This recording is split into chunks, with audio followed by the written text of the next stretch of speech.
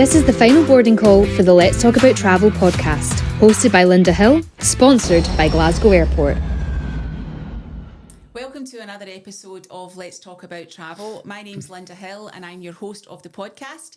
It's an absolute pleasure to host these podcasts, and for all those who have been following along in the journey, please like us on Spotify and subscribe on YouTube, and you can catch up with all the previous episodes. Today it's an absolute joy to be joined with friend and colleague Andrew Bolton. Drew, yeah. I know I always know you as Andrew, but then people talk about Drew. Yeah, so Andrew's my Sunday name. Take your pick. So it's an absolute pleasure to have you in the Linda. studio. Great Andrew is the sales manager for Ponant, and we'll go on to talk about Ponant shortly. But looking forward to this conversation about Andrew and all the things that you've done over the years, because you've been around in travel for a few years. I have been 50 years next year.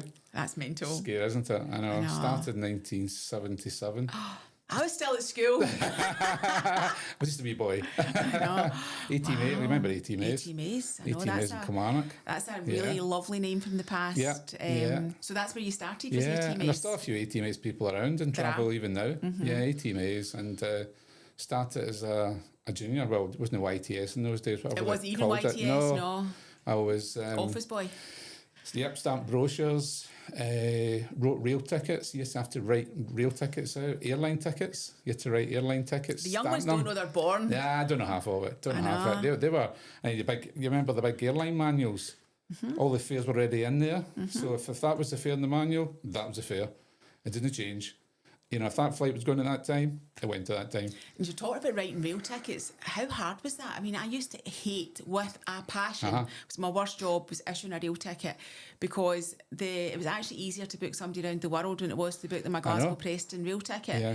You know, reading those timetables and, you know, it went every day apart from a Tuesday, and oh my goodness. So young folk have got no idea. No, it's click and post now. It's easy. Yeah, maybe you had to, it was like it was a carbon paper, you had to write it. So it was from and to. It was red carbon paper. Red carbon, that's right. Your hands were always red. And we had a big box in the wall, and it was like hard cardboard rail tickets. So the busiest time was usually the Commandant Fair or the Glasgow Fair, when they used to get the ferry from Ardrossan to Le Mans. And I always left them at midnight on the Friday night of the Commandant Fair or the Glasgow Paisley Fair.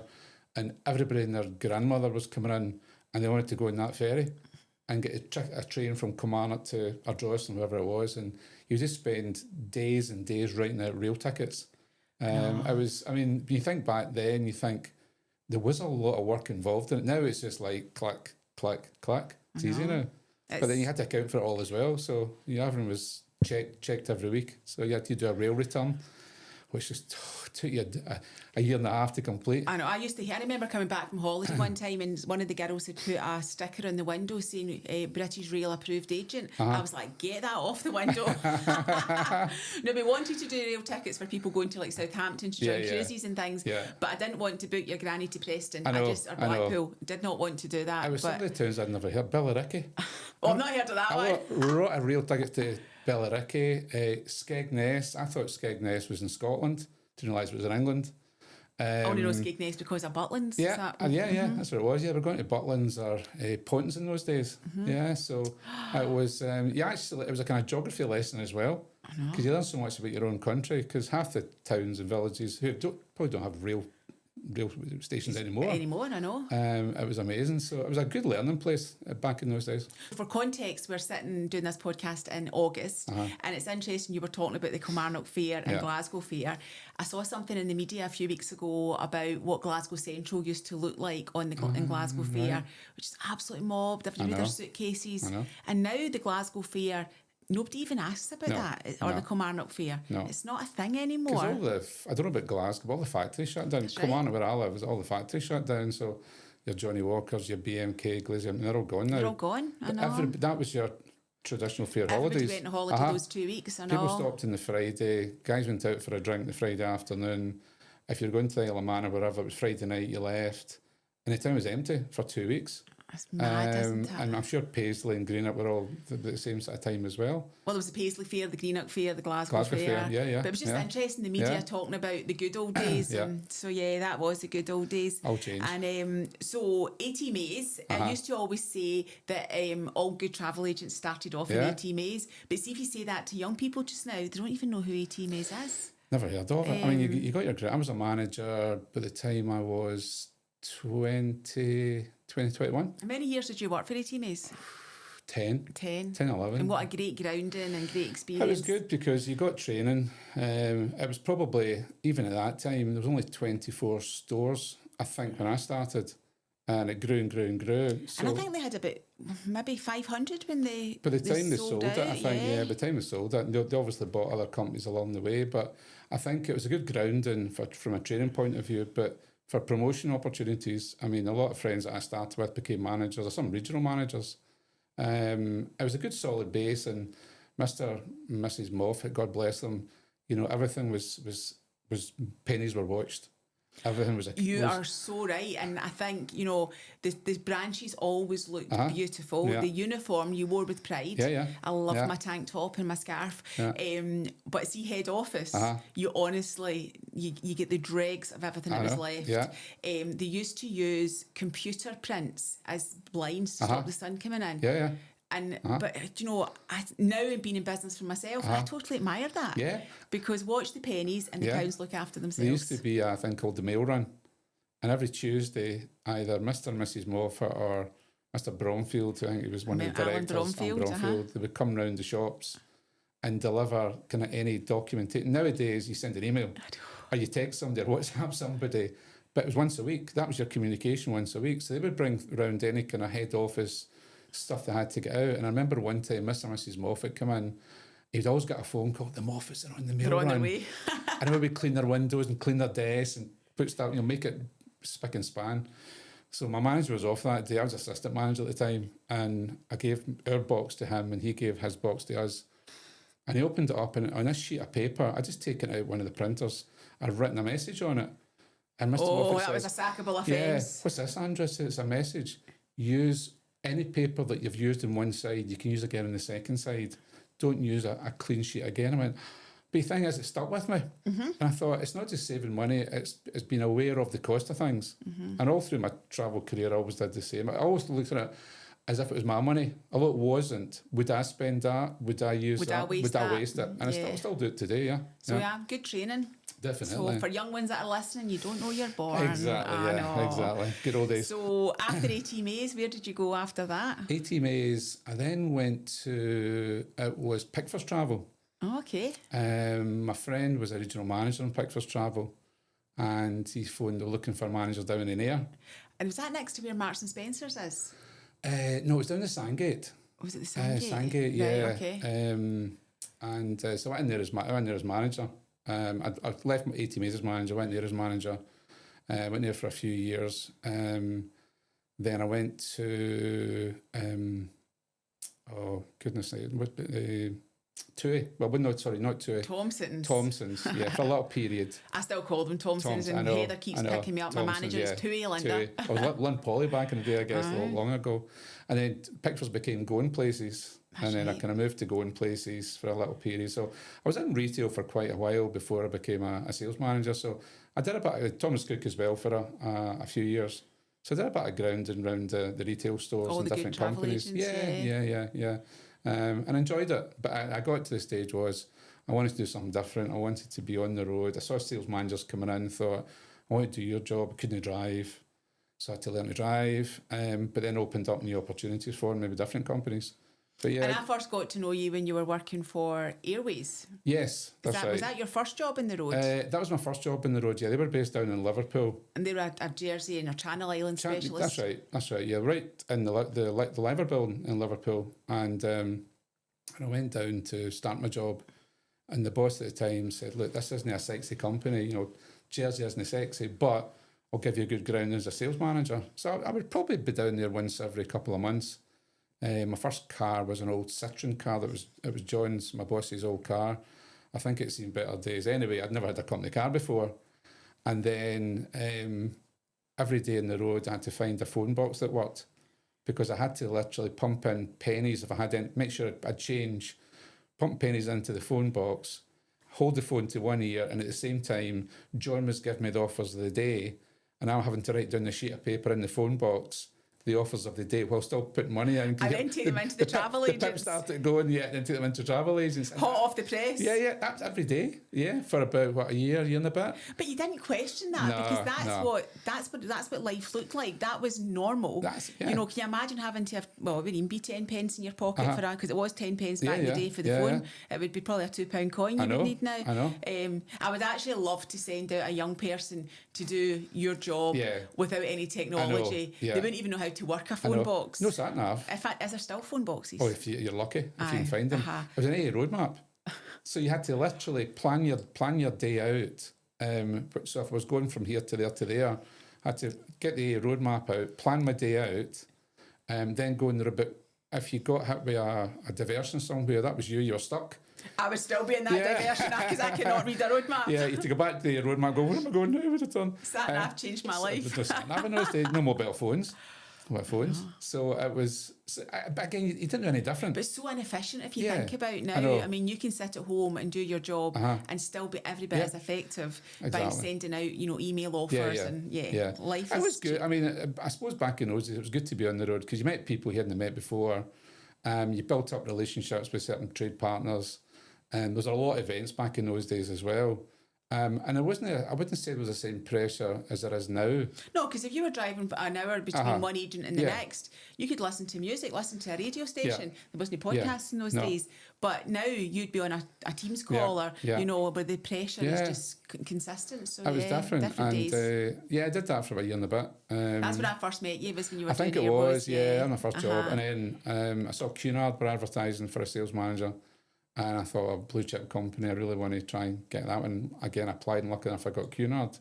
And I guess that's where we started working really closely together because I was running Scotland's Cruise Centre by that point. Right.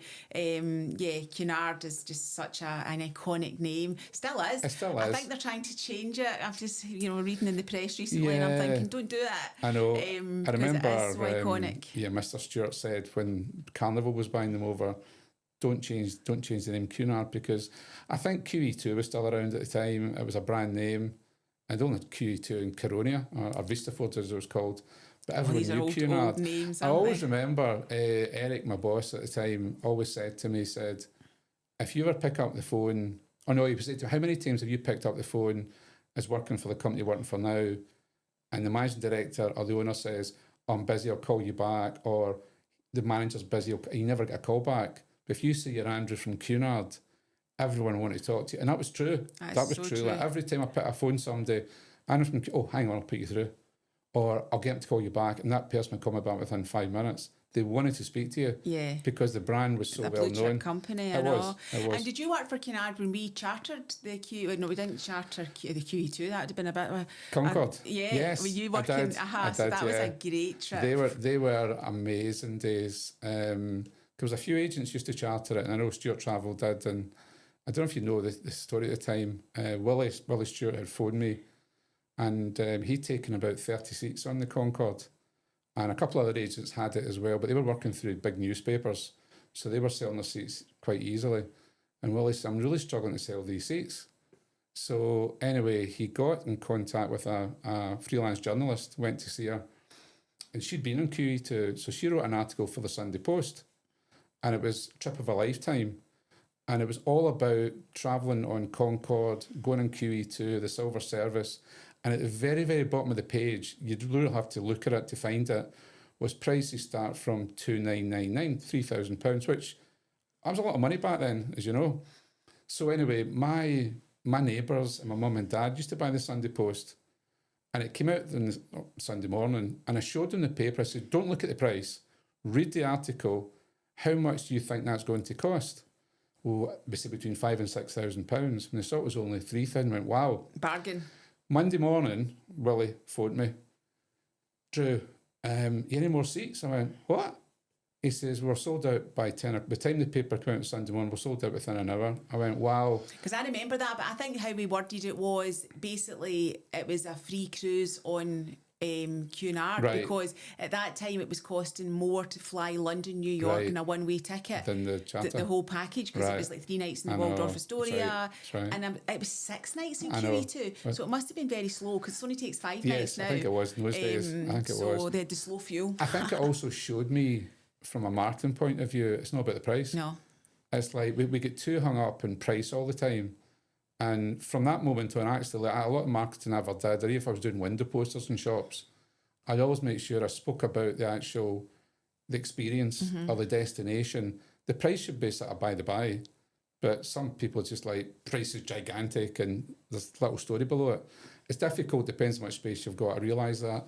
But that was amazing. It taught me that it's about the And I got to go story. on the trip. So, Did you? I never got on it. Yeah, I was on. I didn't like flying. I still don't like flying. I still don't know how. I mean, obviously I organised it, but I don't know why Willie and Ina didn't go, but Ina went, Oh, right, and I right. went. Wow. So that was one of the best work trips. Amazing. And you know, I still to this day think it's one of the most incredible experiences Yeah. of my travel career. I know. To get to go in Concorde. I know. To New York. And I think the two destinations, they just met up nicely. You know, I know people. Iconic. I know people do like QE2 and Cunard. It's QE2 and Orient Express, or Concorde, and QE2 was a big thing. We used to do charters from Prestwick, Glasgow, and Edinburgh for a few years. It worked really well, but they were iconic, both of them, and they sold, and it was like a bucket list destination. Yeah. I want to do Concorde, I want to do QE2. I can do both together. I've still got a few customers actually who book with me who were on that QE2 that right, yeah? Concorde Yeah, trip. Yeah, yeah. they still talk about it Yeah. as being, you know, the best Yeah. thing they ever did. I used to love going on it because on QE2, I never got Concorde. It was people watching, and there was always like celebrities There on was. it. And you just kind of look to go, I think I know that person's face, but I'm not quite sure. I've seen some Hollywood stars, seen some British stars as well, because a lot of people don't like flying. So David Bowie, he didn't like flying. He used to go on QE2 quite a lot because he had a house in New York. I saw him once when we got to New York, but he kept very much to himself. He'd be in the Queen's Grill. Oh yeah, I'd be in the cheap Yeah. seats. Were you still with Cunard when they did the big 30th anniversary party to celebrate 30 years Yes. of QE2? Yes. So it must have been you that Down invited at me in Southampton. That's right, And I remember driving up to go to get the Logan Air flight or the Flybe flight, whatever it was, and the news saying that QE2 were holding a lavish party for celebrities. And Yeah. I'm like, I'm there. I'm going I'm to there. that. But I sat next to, I don't know if you even see this in my podcast because you know what, and shout about it. I sat next to Jimmy Savile know. because I know. he was a massive Yeah, Cunard I've still fan. got the programme. Oh, have you? In fact, he came over, we were just talking about that last week. He came over to, our kids were on it, our kids were quite young, and he came over to the table. His black shell suit. Yeah, Nolan, That was his dressing. yeah. Yeah, I know. Of course, the kids don't know who he was. No. And we were sitting close to he does, Jim will fix it, and this kind of stuff. Do you know what I said to him? Absolutely, as God is my judge, I said to him that day, you never fixed it for me. I'm now very glad you never fixed it for me. But yeah, and I was also Hayley from Coronation Street and whoever her partner was in the programme. Yeah. It was an amazing day. They used to come, Coronation Street stars used to come in quite a lot. I was in one, it was the fact the Vista Fjord was renamed the Coronia down in Liverpool outside the Liver building, and it was December and the weather was awful. But it had people like Jimmy Tarbert was on it, Kenny Lynch, Coronation Street stars. Who was the chap? Remember he was a church guy, Terry Waits. Remember he got not kidnapped, well, whatever it is, held, captured. Was it Libby or something? Yeah, he was on it, and I was talking to him, and he says, "I'm Terry Waits." I says, "I know who you are. You're one of the most famous people in the world." But the weather was awful, and the ship was actually listing all that Friday, Saturday. We thought at one time it was actually going to tip over. And as we turned the corner into Southampton on the Sunday, the weather changed. And we found out later on that the Vista Fjord, as it was the last Cunard ship built in the time. I think it was 69 it was built. But for ballast, to use cement to ballast the ship. Don't do that nowadays, obviously. But as the ship over the years, what they did was they built more cabins. So they made the ship top heavy. So in that, it was a force. It could have tipped over. It could have tipped over. It was a force 12 gale. And we found out, actually, the captain said to my boss, it was after it, he said, another couple of degrees and this ship was going. Because it was I've never been a force 12 gale. You might not have been sitting here. Yeah, but don't you remember Andrew that used to work for Cunard, lovely guy. He didn't even leave Cunard. died in Cunard. But yeah, I've never been a Force 12 gate. I never want to be again. Well, I have in Alaska, and the captain had said, we're going to hit Force 12, and I'm looking at the water, which at this point looked like I could see myself in a mirror. I'm like, there's no way. Within a few hours, oh my goodness, it was rough. And I actually did a ship tour that day, believe it or not. There was meant to be 40 agents, and I said to my boss, you can't do a ship tour, and it's impossible. 2 agents turned up, and by God, they were going to do a ship tour. I had to do it. And I'm like hanging onto rails and pulling myself. I was like, I'm going to fall down, or they're going to fall, get up and down stairs. Anyway, it was an experience. So again, that's back in the good old days. Yes. Now cruise ships have got the most amazing stabilisers. Totally different. And if you also think about back in the days of the, the Caronia and the, Vista Fjord and all that, all the good cabins used to be in the kind of bowels of the ship. Because if you think of a ship in the movement, whereas now all the kind of big suites and penthouses are at the top. Front. Because, it's really not an issue anymore with... and it's for the views as well, certainly, I suppose, anything. But it's totally changed over the years. I mean, cruising has become like... Massive. A household experience. Yes. When we started doing cruising, it was really just for we talked a lot about celebrities, but it was for people who could afford it. Yeah. Whereas now it's become so affordable. There's a cruise ship for everybody. Definitely. When I worked in ATMAs, if we got a cruise booking like one day, we'd phone other shops. We just did a cruise booking. So chuff with yourself.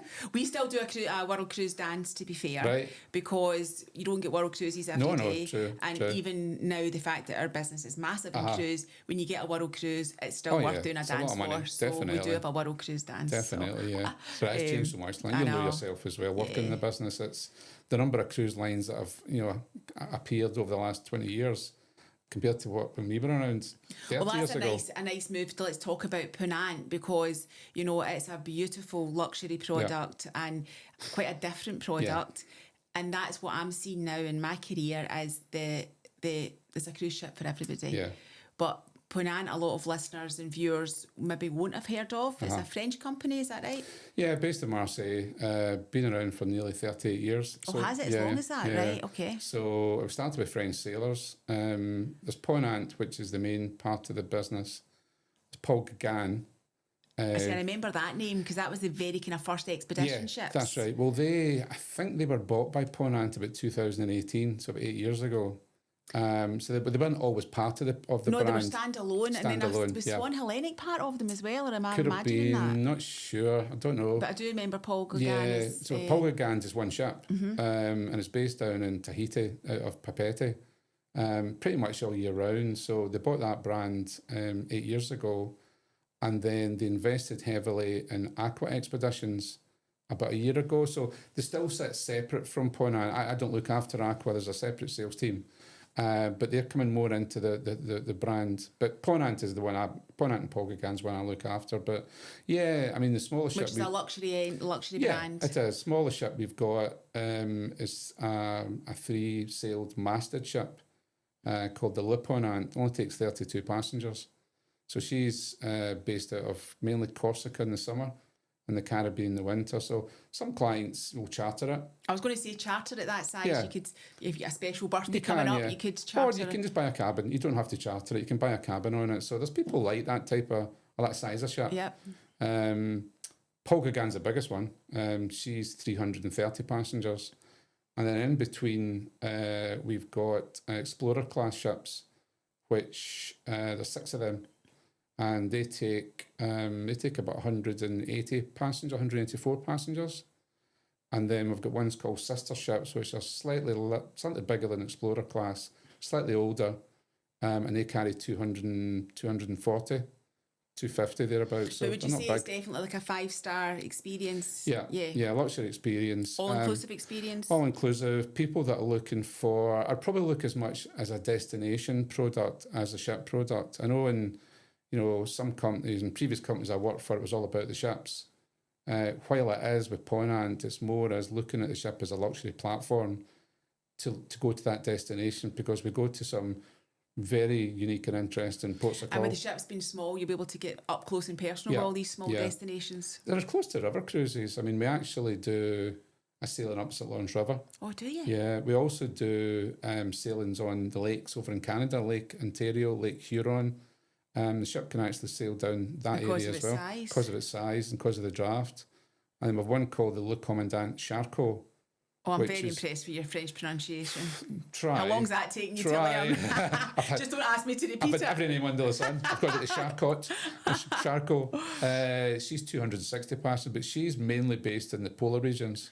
So she was purposely built because of her hull. She can actually go to the geographic North Pole. So a lot of cruise companies will say they do North Pole cruises. They can't get to the North Pole. They can get to about 80 degrees, whereas Charcot can get to 90. And then she also goes down to Antarctica, but because of her hull, she can go deep into Antarctica. If you look at Cruise Mapper, I think that's the app, January, February, March, you'll probably find she's the only luxury cruise ship down in that part of Antarctica because she can get deep into the ice. So it's a very diverse brand. I think there's something for everybody. Whether you want the expedition type cruises. The expedition cruising has become, since COVID, massive. I'm doing I'm going to Antarctica this year. I've booked to go. And it's been in my bucket list forever. And I've worked in travel for so many years. So it's actually happening now. It's booked. But what I see from a booking pattern is people are looking to do, you know, not necessarily Antarctica, but just something a little bit off the beaten track. We do both warm water and cold water. So you've got expedition cruise, and so basically which tends to be cold water. Mainly, we'll do some in South America. Depending on the destination, you'll come off in Zodiacs rather than a coach. Whereas we also do luxury cruises that are not expedition, same ships, but we'll maybe go to the warm waters like say Asia, Mediterranean, big program there, whereby you literally walk off the ship, jump in a bus, and your daily excursion, your included excursion is in a coach. Whereas if you're on an expedition cruise, you're in a Zodiac, up to 2 landings a day, depending on what part of the world you're in. So we do 2 different ones, but it's probably as much about the destination because I didn't know a lot. I knew a bit about Ponant before I started, but I had to dig deep to find out more and I look at the destinations. Since you started, you know, it's become more of an office name we now know, but when I first started working with Ponant, there was no UK sales agent. So we had to do it through, it was a very long, drawn-out process, whereas now it's much easier because we've got access to our own contracts and things. That's right, you can pick up the phone, it's a UK phone number. I'll take you through to Marseille. But the girls and the guys all speak perfect English. Your schoolgirl French to them then? Perfect English. I still think I'm 14 now when I say it's only but only. It's funny actually, it's like sometimes when I say something in French, I put on a French accent. I don't need to. It's just habit. You feel the need. We were over in Spain on holiday and my wife went to Spanish lessons before she went away. Spent about £200 of Spanish lessons and she was fine. She could pick up like a sentence. But if somebody asked her a question, I was like, oh, I don't know what they're saying. Because they're saying it too fast, that's the problem, isn't it? And then she would say, can you speak French? I'm going, what are you talking a French accent for? Just say, can you speak French? She's got an accent. Brilliant.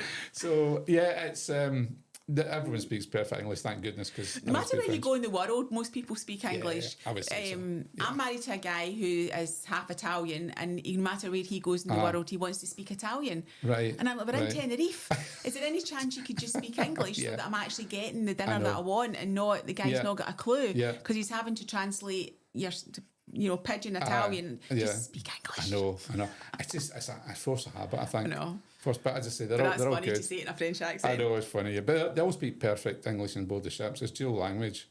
And again, they've got to learn English before they even come on the ship. So it's easy. I mean, I think maybe 5 or 6 years ago it was more heavily French than it is now. Very much international now. Definitely, now. And who would you say, Ponant, is it good for solo travellers, couples? Both, but we do have a really good solo traveller programme.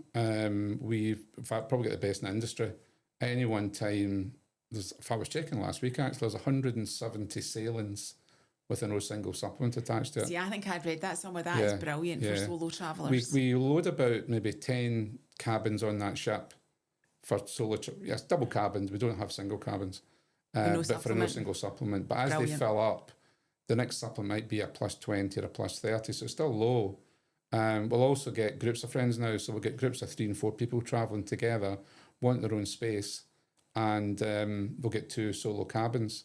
In fact, we've even had a situation where a woman came up to me at an exhibition last year and just jokingly said, do you do single cabins? And I went, yeah, why? She says, my husband is the worst snorer in the world. He's actually in a separate bedroom at home. And when I go on holiday, it's a nightmare. Sleep. Yeah. And I said, funny you should ask me the question. So I found out where she wanted to go to, showed her the brochure. They actually booked 2 solo cabins back to back. So I was months later, I picked up the phone to the agent. I said, how did Mr. and Mrs. So-and-so go? And they went, oh, Drew, what holiday they had.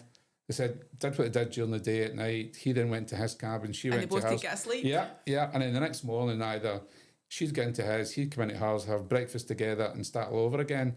Great holidays. That's the way to do it. I know. You know? But I think a lot of people who think solos think it's single people, but it's not.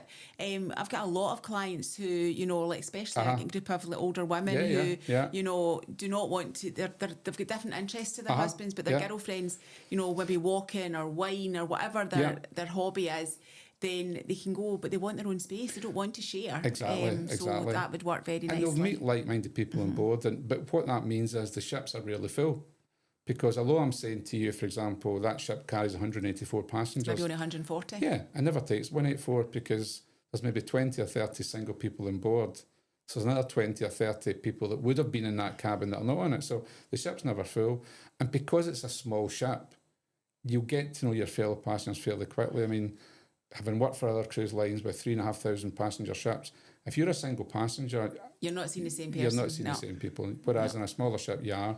And you get to make friends very quickly as well. And not to name any other cruise lines, but if you look at the single supplements, some of the times it's like full 100% supplement, which I just think is... I know. Puts people off. I know why the cruise companies do it. It's all to do with commercial and, you know, but as a travel agent, to try and tell a customer, if you're going with your friend, it's costing that. If you're going on your own, it's costing exactly the same price. Yeah. So take a random with I know. Exactly, yeah. I mean... which they don't want to do. About 27% of our business out of the UK at the moment is single passengers. It's huge. Yeah, it's a big market, and it's not just single people, it's solo travellers. Solo travellers, yeah. And you'll get... you'll maybe get a couple and their friends maybe on their own, so they'll go as a couple. Friend will have their own cabin. I was talking to a few ladies I was on a ship in April doing some work and just chatting away. A woman for Glasgow, a woman for America, Australia, and they love the Ponant brand because they love the ship, but they love the fact that there's no single supplement for them. So they're actually going 2 or 3 cruises a year rather than just the one. Yeah. Because they would pay 100% supplement. That's maybe one cruise. Yeah, absolutely. But because of our programme, they can go 2 or 3. Brilliant. So certainly, it's a big opportunity for them. And I was checking the other day, someone was asking about 2027 for people that have never sailed Ponant before. So we've got about 14 4 and 5 night cruises all in the Med. You know, so it's a good lead-in price, and there's no single supplements there. So for people that maybe want to try Ponant for the first time, or new to cruise, never been before, it's worth looking. You know, put in a flight, add on a couple of nights pre or post cruise, give them a short cruise in Ponant. If they like it, hopefully they'll book again. So there's a lot of sailings. That's actually really worth thinking about. And I say for people who are new to cruise or maybe scared to book a 14-night cruise. In fact, very rarely does MD book a 14-night cruise now. I mean, that's changed over the years. We were talking about the Glasgow Fair and the Commandant Fair. People don't go for 2 weeks holidays anymore. They go for 7. Or 10 is the perfect. So a wee 4 or 5 night Ponant, couple of nights pre, couple of nights post, use a Ryanair flight out of Prestwick and Bob's your uncle. Perfect. It's great. It's perfect. So since we put it out, we're actually getting quite a few bookings starting to come in now. People didn't realise we did. I'm going back to look at that. 4 or 5 nights. I'll send you the link. I didn't know you did 4 or 5 nights, so every day's a school day. So. I know, it's something different, and it gives people an opportunity. We also do a loyalty programme match.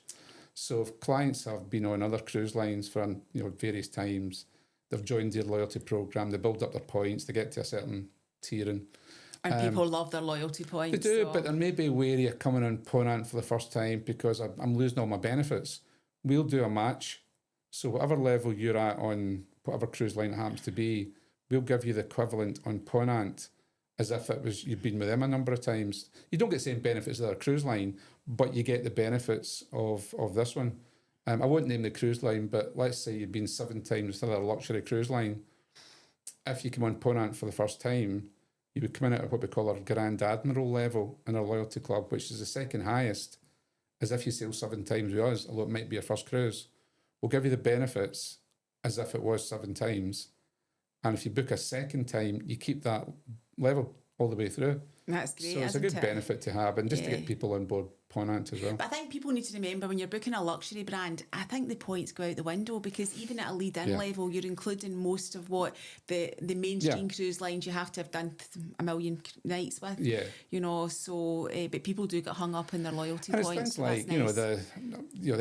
apart from entertainment's included, they'll speak English on board. There's no issue with language, but your Wi-Fi is included. Your drinks are all included. There's a mini bar in your room. Laundry's not included, no.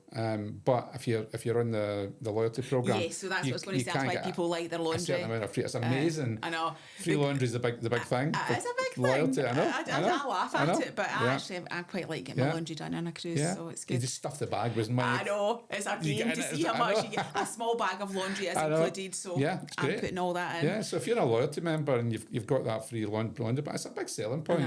I just like to bring my laundry home clean. Yes, as a busy person, I think it is quite a, good for an open bridge policy, so they can go up to the bridge, see the captain.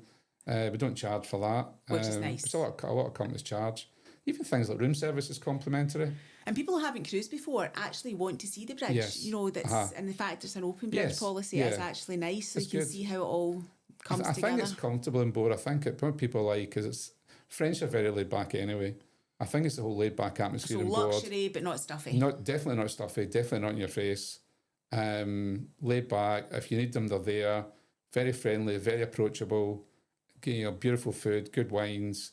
You're selling it to me. I'm selling it to you. Just sign the booking form. I've never been on a Ponant ship, so the next time there's one locally, I need to get on to see it. I think maybe one in Greenock or Edinburgh soon. Right, get me on it, because I want to see it. Once I've seen it, I can then sell it better. I'll send the details to you. Definitely. To be honest, you've really got to see it to understand it better. 100%. We're out of time, Andrew. Can you believe it? Again? I know. Thank you so much for coming on. It's great to see you. And happy birthday, because your birthday a few days ago. Thanks for inviting me. Thanks to social media, and I saw it was your birthday. And telling us all about Ponant, but also hearing your journey, from starting as a office boy, not even a YTS, to now being the sales manager for the UK for one of the most luxurious cruise brands out there. So thank you. Thanks, Linda. Lovely to see you as always. To all our viewers and listeners, thanks for joining us, and look forward to next week's podcast.